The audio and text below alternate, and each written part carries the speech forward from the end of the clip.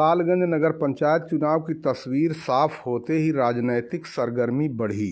नगर पंचायत चुनाव की तस्वीर साफ होते ही राजनीतिक सरगर्मी तेज हो गई है। सभी प्रत्याशियों की चुप्पी संकेत दे रही थी कि आरक्षण सूची आने के बाद राजनीतिक पारा चढ़ेगा और वास्तव में ऐसा ही हुआ। आरक्षण सूची आते ही सभी का ध्यान इस ओर आकर्षित हो गया तथा गुणा भाग आरंभ हो गया कि कौन कहां से चुनाव लड़ेगा।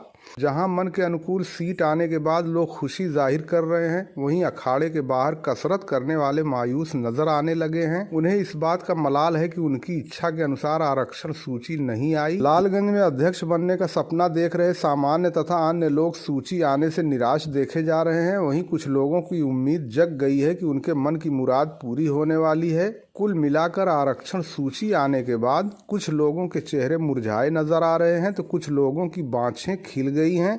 विदित हो कि लालगंज सीट इस बार पिछड़ी जाति की महिला के लिए आरक्षित की गई है। माना जा रहा है कि लंबे समय से तैयारी कर रहे समाजवादी पार्टी के पूर्व नगर पंचायत प्रतिनिधि शरद यादव के घर की कोई महिला लालगंज से चुनाव लड़ेगी तो वहीं रजनीश जायसवाल के परिवार की महिला भाजपा से उम्मीदवार हो सकती हैं। इसके बाद कौन किस राजनीतिक दल से उम्मीदवार के रूप में सामने आता है, तस्वीर कुछ दिन के बाद साफ हो जाएगी।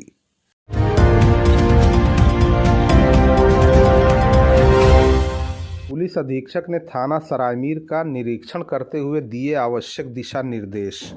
आज दिनांक 5 दिसंबर 2022 को पुलिस अधीक्षक आजमगढ़ अनुराग आर्य द्वारा थाना सरायमीर का वार्षिक निरीक्षण किया गया। निरीक्षण के दौरान अपर पुलिस अधीक्षक ग्रामीण राहुल रूसिया तथा अन्य अधिकारी और कर्मचारी गण मौजूद रहे। इसमें पुलिस अधीक्षक द्वारा थाना परिसर की साफ सफाई पहले से बेहतर पाई गई। थाना परिसर में नवनिर्माण बैरक में कर्मियों को देखते हुए थाना प्रभारी को निर्देशित किया गया। उन्होंने बताया कि जन सुनवाई की प्रणाली बहुत अच्छी है। जन सुनवाई अधिकारी आरक्षी नवीन निश्चल पांडे, महिला कांस्टेबल आरती तिवारी, महिला कांस्टेबल शालू सिंह को 1000 रुपये प्रत्येक को नकद पुरस्कार और प्रशस्ति पत्र देकर पुरस्कृत किया गया। थाना कार्यालय का निरीक्षण किया गया। अभिलेखों की स्थिति उन्होंने संतोषजनक बताई। सभी आरक्षियों की ड्यूटी हर प्रकार की ड्यूटी लगनी चाहिए, इसमें कमी पाई गई। थाना प्रभारी को हिदायत दी गई कि हर एक आरक्षी से हर प्रकार की ड्यूटी ली जाए। शस्त्र खोलने और जोड़ने में कार्रवाई प्रशंसनीय पाई गई। 3 आरक्षियों कांस्टेबल मुशाहिद रजा, कांस्टेबल राजेश यादव और कांस्टेबल राम सहाय पटेल को 30-32 सेकंड में खोलकर जोड़ने के लिए 1000 रुपये प्रत्येक को नकद पुरस्कार और प्रशस्ति पत्र देकर पुरस्कृत किया गया। उन्होंने मेस में भोजन बनाने वाले लोगों को साफ सफाई रखने का निर्देश दिया। मेनू के अनुसार प्रतिदिन भोजन तैयार किए जाने का भी उन्होंने निर्देश दिया। साग सब्जियों आदि और राशन को व्यवस्थित तरीके से रखना सुनिश्चित किए जाने का भी उन्होंने निर्देश दिया। आज थाना सरायमीर का वार्षिक निरीक्षण मेरे द्वारा किया गया है। थाने की साफ़ सफाई में पहले से बहुत बेहतर स्थिति है। नया बैरक जो बन रहा है उसका निरीक्षण किया गया है, उसमें कुछ कमियां हैं, उसके बारे में थाना प्रभारी को बताया गया है। जन सुनवाई की प्रणाली थाने की बहुत अच्छी है। उसके लिए जो जन सुनवाई अधिकारी हैं और जो महिला हेल्प डेस्क है उनको मेरे द्वारा रिवॉर्ड दिया जा रहा है, प्रशस्ति पत्र, और उसके साथ साथ रिवॉर्ड भी दिया जाएगा।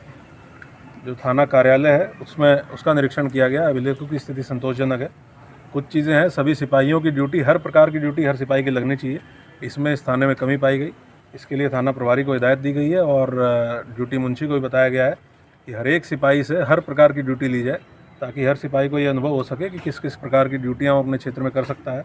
हर सिपाही को उसके बीट के जो समन तामीला है उसके लिए यूज़ किया जाए, पासपोर्ट वेरिफिकेशन के लिए यूज़ किया जाए, और थाने में किसी प्रकार का भेदभाव किसी के साथ न किया जाए, इसके संबंध में निर्देशित किया गया है। जो हमारे शस्त्र हैं उनके खोलने जोड़ने की कवायद आरक्षियों के द्वारा कराई गई है। 3 आरक्षी जो सबसे जल्दी, जिन्होंने सबसे अच्छे तरीके से शस्त्र को खोला और जोड़ा है, उनको इनाम दिया जाएगा। लगभग 30-32 सेकंड में इंसास राइफल को खोलना और जोड़ना, ये एक अच्छी कवायद सिपाहियों के द्वारा दिखाई गई है। जो GPF इनके पासबुक्स हैं वो सभी को दिखाए गए हैं। जो इनके सर्विस मैटर्स हैं उसके बारे में बातचीत की गई है। ओवरऑल थाने की स्थिति पहले से काफ़ी बेहतर है और इसमें कुछ सुधार की आवश्यकता है, जिसमें कि निरोधात्मक कार्रवाइयों में और इम्प्रूवमेंट की ज़रूरत है। गैंगस्टर एक्ट, गुंडा एक्ट की कार्रवाइयाँ और करने की आवश्यकता है, और आगामी जो चुनाव है उसको दृष्टिगत रखते हुए भी निरोधात्मक कार्रवाइयों में और बढ़ोतरी की आवश्यकता है। इसके संबंध में थाना प्रभारी को निर्देशित किया गया।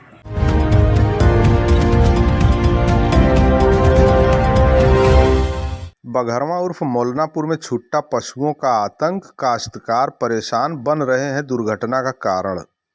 लालगंज तहसील क्षेत्र के बघरमा उर्फ मौलनापुर गांव में इस समय छुट्टा पशुओं का काफी आतंक व्याप्त है। काश्तकार जहां इनसे काफी परेशान है, वहीं दूसरी ओर यह नेशनल हाईवे 233 पर आने के बाद दुर्घटना का कारण बन रहे हैं। ग्रामीणों ने बताया कि बार बार इन्हें हांका जा रहा है, इसके बाद भी इन्हें ले आकर लोग यहीं छोड़ दे रहे हैं। उन्होंने बताया कि काश्तकारों को इससे काफी समस्या उत्पन्न हो रही है और अंकुरित होते हुए गेहूं तथा अन्य पौधों को ये छुट्टा पशु चर जा रहे हैं तथा नेशनल हाईवे 233 पर यह दुर्घटना का कारण बन रहे हैं।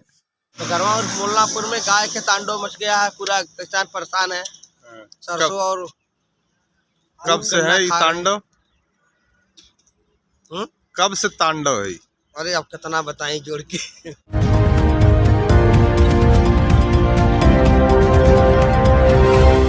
लालगंज में आयोजित हर घर जल योजना के प्रशिक्षण शिविर कार्यक्रम के अंतर्गत आज मोटर मैकेनिक को दी गई ट्रेनिंग। लालगंज विकासखंड प्रांगण में ब्लॉक स्तरीय जल जीवन मिशन कार्यक्रम के अंतर्गत हर घर जल योजना के कार्मिक कुशल मानव संसाधन हेतु दिए जा रहे प्रशिक्षण में आज सोमवार को मोटर मैकेनिक को प्रशिक्षण प्रदान किया गया। विकासखंड के 92 ग्राम सभा के प्रत्येक ग्राम सभा से राजमिस्त्री, प्लम्बर, फिटर, इलेक्ट्रीशियन आदि का प्रशिक्षण संपन्न होने के बाद आज सोमवार को शिविर में मोटर मैकेनिक को प्रशिक्षण प्रदान किया गया। प्रशिक्षक प्रमोद कुमार यादव से पूछने पर उन्होंने अवगत कराया कि हर घर को शुद्ध जल पीने के लिए पहुंचाना सरकार का प्रमुख लक्ष्य है। उसके लिए ग्राम स्तर पर तकनीकी टीम तैयार की जा रही है। उन्होंने बताया कि सरकार के मिशन जल जीवन मिशन को सफल बनाना हम लोगों का प्रमुख लक्ष्य है। उन्होंने कहा कि जल जीवन मिशन के अंतर्गत हर घर जल नल योजना जो चलाई जा रही है तथा ग्राम स्तर पर जितनी योजनाएं चलेंगी उनको सुचारू रूप से चलाने के लिए तकनीकी कामगारों की आवश्यकता होगी और इन्हें उपयोग किया जाएगा। इसके लक्ष्य के अनुसार उपरोक्त प्रशिक्षण शिविर आयोजित किया जा रहा है।